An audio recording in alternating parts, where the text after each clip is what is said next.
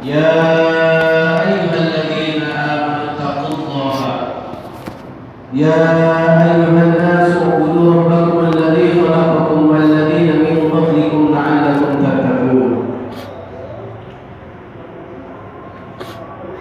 Jamaah ikhwan fillah rahimakumullah. Pertama-tama khatib mengajak marilah kita senantiasa meningkatkan keimanan dan rasa syukur kita kepada Zat Allah yang senantiasa melimpahkan nikmat dan karunia-Nya kepada kita. Nikmat yang tidak pernah bisa kita hitung kalau kita berniat untuk menghitungnya. Nikmat yang senantiasa tercurah setiap menit, setiap detik, setiap jam, setiap saat. Akan tetapi sungguh sangat sedikit sekali di antara kita mensyukuri terhadap apa-apa yang telah Allah anugerahkan kepada kita. Oleh karenanya, momen yang baik ini marilah kita mensyukuri kembali apa-apa yang telah Allah karuniakan kepada kita, sehingga kita bisa digolongkan menjadi hamba-Nya yang bersyukur, hamba-Nya yang bersyukur atas nikmat yang telah Allah karuniakan kepada kita. La in syakartum la azidannakum wa la in kafartum inna adzabi lasyadid. Hadirin ikhwan fillah jamaah Jumat rahimakumullah. Jika kita melihat bahwa Islam adalah agama yang sempurna, Islam adalah agama yang paripurna. Islam melakukan berbagai macam aturan, dari mulai manusia bangun tidur hingga manusia itu kembali tidur. Islam memberikan aturan yang sempurna saat ia berada di dalam rumah ataupun saat ia berada di luar rumah. Islam mengatur hubungan yang luar biasa antara sesama manusia, sehingga Islam disebutkan menjadi sebuah agama yang rahmatan lil alamin, yang membawa rahmat, keberkahan untuk seluruh alam semesta. Akan tetapi bisa kita lihat saat ini kita mengenal dengan sebuah idiom atau istilah di mana terminologi agama dicantumkan di dalam sebuah kartu tanda penduduk, sehingga di sana tercantum Islam. Sehingga yang tercantum Islam maka orang tersebut adalah seorang Muslim, di mana seorang Muslim tersebut seharusnya menjadi rahmatan lil alamin. Tapi kita bisa melihat bahwa ada istilah-istilah digunakan menjadi Islam KTP. Mengapa demikian? Hal ini tentu bisa kita lihat bahwa Allah telah memperingatkan kita umat Islam 14 abad yang lalu melalui firman-Nya. Allah berfirman dalam surat Al-Maun, A'udzu billahi minasyaitonir rajim. Ara'aita alladzi yukadzibu bid-din? Ara'aita alladzi yukadzibu bid-din? Pada surat Al-Maun Allah memberi peringatan kepada kita semua bahwa tahukah engkau orang-orang yang mendustakan agama, atau di sana dimaknai dengan orang-orang yang tidak percaya akan adanya hari akhir, tidak percaya akan adanya hari kebangkitan, hari di mana setiap orang, setiap manusia akan dimintai pertanggungjawaban terhadap apa yang telah dilakukan. Ara'aita alladzi yukadzibu bid-din, kadzalika alladzi yad'u'ul yatim. Yaitu mereka orang-orang yang menghardik anak yatim. Di ayat kedua ini digunakan kata yad'u, menggunakan tasydid, memiliki makna bahwa menghardik di sana adalah perasaan kebencian yang teramat sangat kepada anak yatim, tidak mau didekati, tidak mau melakukan pertolongan, bahkan di dalam hatinya terdapat kebencian. namanya kita mengaku muslim, sedangkan kita tidak peduli terhadap lingkungan sekitar. Padahal Islam adalah rahmatan lil alamin. Tidak dianggap seseorang yang memiliki keagamaan yang utuh, Islam yang sempurna, manakala kita tidak peduli terhadap lingkungan sekitar kita. Fadzalika alladzi yad'ul yatim. Ayat ini betapa sangat jelas sekali, ya. Tamparan keras buat orang-orang yang hanya mementingkan diri sendiri dalam hal beragama. Ibadah dia lakukan, sholat, puasa, yang dimana semuanya untuk dirinya sendiri. Akan tetapi tadi bahwa Islam adalah agama yang sempurna. Garis vertikal dan horizontalnya sempurna harus dilakukan. Keimanannya tidak hanya muncul atau terbentuk hanya keimanan diri pribadi, akan tetapi harus tercermin menjadi keimanan yang bisa memancarkan ke setiap lingkungannya, kepada sekitarnya, dan dirasakan manfaatnya. Itulah hakikat seorang muslim. Kemudian di ayat ketiga ditambahkan, orang yang termasuk mendustakan agama selain orang yang menghalis anak yatim adalah wala yahuddu ala ta'amil miskin. Siapa mereka? Dialah yang tidak menganjurkan untuk memberi makan orang-orang miskin. Dua hal dari dua ayat ini kita bisa melihat bahwa sisi sosial harus kita bangkitkan di antara kita umat Islam. Kita saling bahu-membahu.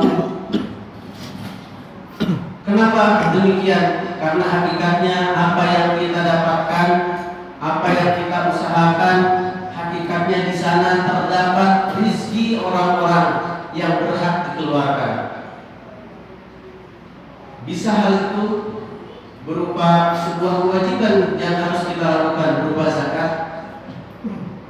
Akan tetapi ada hal-hal lain yang misalkan tidak terpenuhi dengan zakat, kita lakukan dengan sedekah, kebaikan, sedekah jariyah, di mana sedekah tersebut akan senantiasa mengalir kebaikannya untuk kita. Makanya dinamakan sedekah jariyah. Wala yahuddu ala ta'amil miskin. Enggan untuk menganjurkan orang untuk memberi makan orang miskin.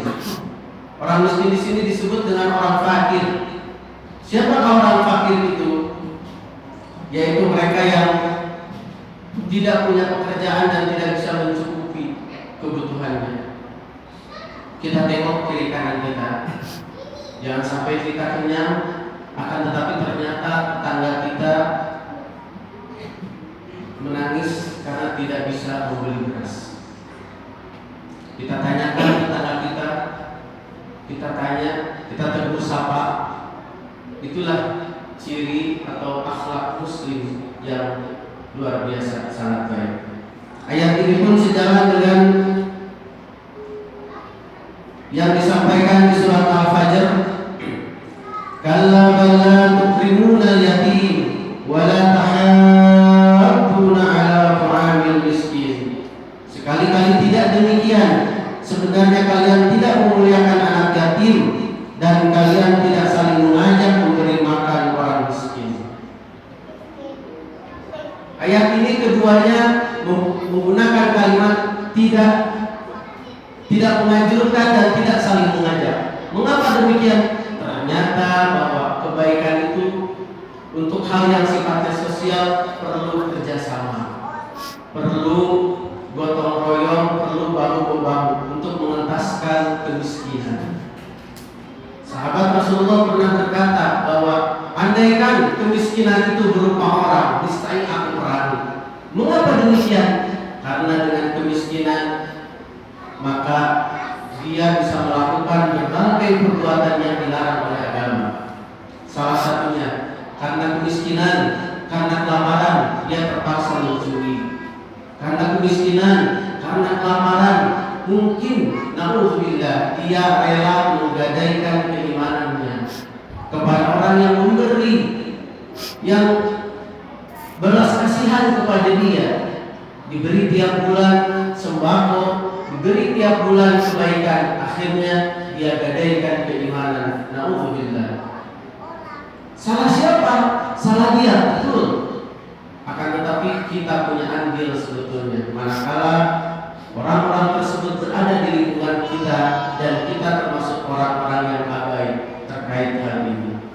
Jadi keimanan itu seorang muslim yang utuh dalam hal keimanan bukan hanya seorang pribadi muslim dengan ibadah yang kuat dan bagus kepada Allah saja, akan tetapi tentu tercermin kepada sifat-sifat sosial yang dia baik kepada tetangga, dia baik kepada sekitarnya dan bermanfaat untuk sekitarnya. Barakallahu li wa lakum fil Qur'anil Karim wa nafa'ni wa iyyakum bima fihi minal ayati wa dzikril hakim.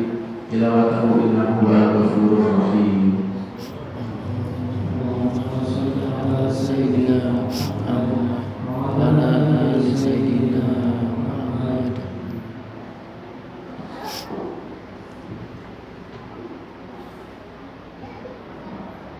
Bismillah. Alhamdulillah.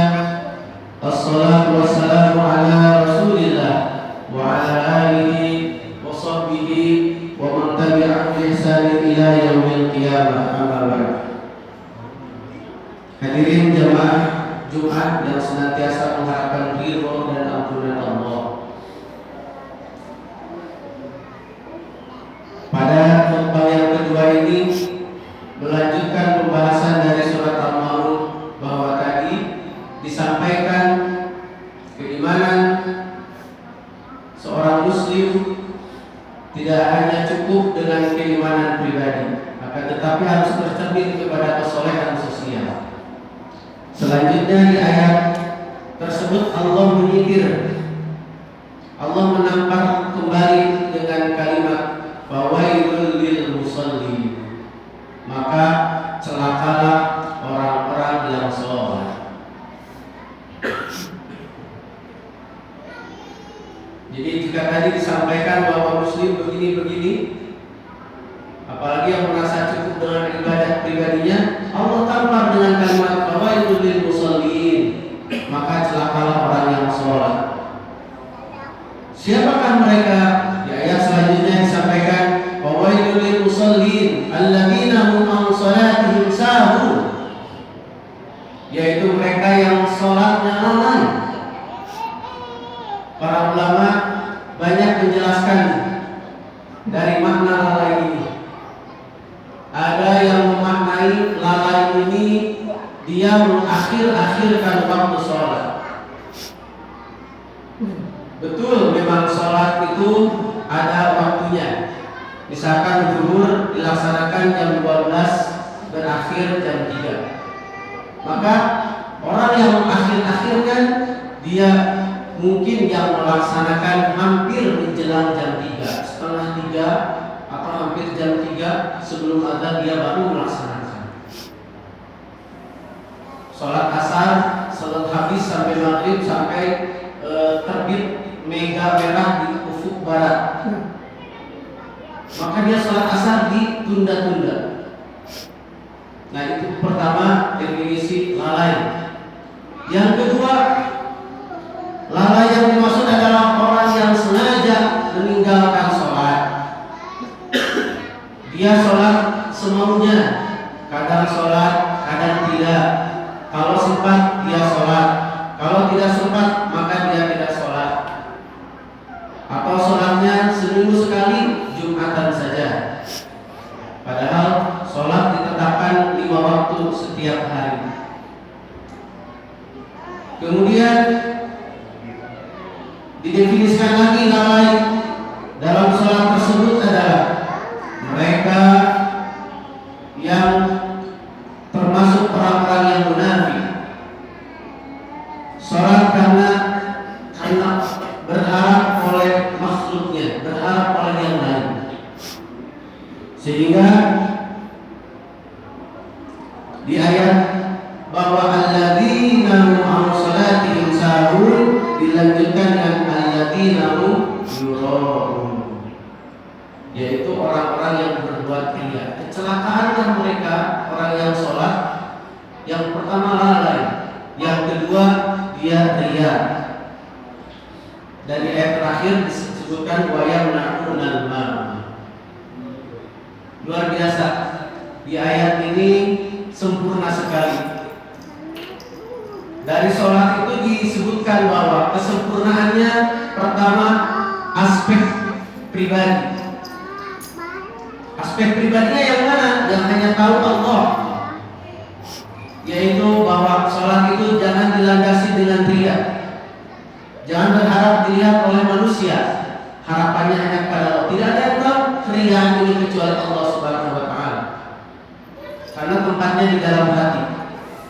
Kemudian alladzina hum an sholatihim sahun, dia lalai. Lalai sifatnya horizontal. Perbuatannya terhadap lingkungannya. Dia tidak bisa disiplin. Baik dari segi waktu, baik dari segi komitmen. Kemudian ternyata sholat ini harus beririsan juga dengan sisi sosial. Di ayat terakhir ditutup wa yamna'unal ma'ruf, dan enggan menolong dengan barang yang berguna. Maksudnya apa? Sholat itu ternyata berefek juga. Jika sholatnya baik, tepat waktu, tidak riya, tapi enggan menolong orang lain, maka tak termasuk orang yang celaka dalam sholatnya. Jadi sudah disinggung dari ayat pertama bahwa seorang muslim itu harus memunculkan sifat keimanan vertikal dan horizontal, harus memiliki manfaat untuk dirinya dan untuk lingkungannya. Masjid ini baik dengan gotong royong luar biasa, tapi tentu diberdayakan lagi tidak hanya bangunannya, orang-orangnya dan lingkungan sekitarnya. Maka akan menjadi ukhuwah Islamiyah dan kekuatan seorang muslim, di mana disebutkan bahwa Islam rahmatan lil alamin akan muncul di sini. Baik hadirin jamaah Jumat yang dirahmati oleh Allah, barangkali demikian yang bisa Pak sampaikan.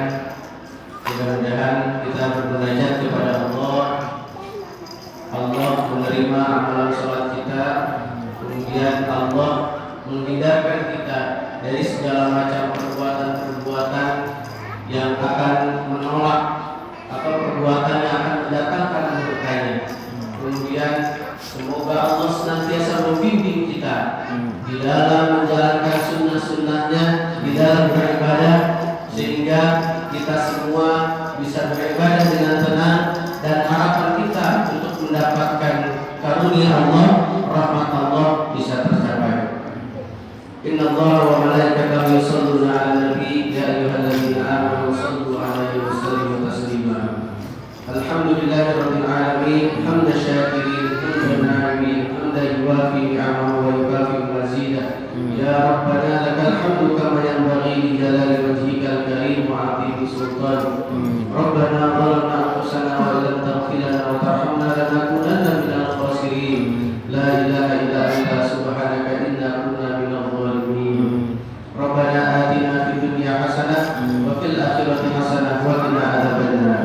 Ibadallah, innallaha ya'muru bil 'adli wal ihsan wa ita'i dzil qurba wa yanha 'anil fahsya'i wal munkari wal baghi ya'idukum la'allakum tadhakkarun wa la dzikrullahi akbar. Wassalamu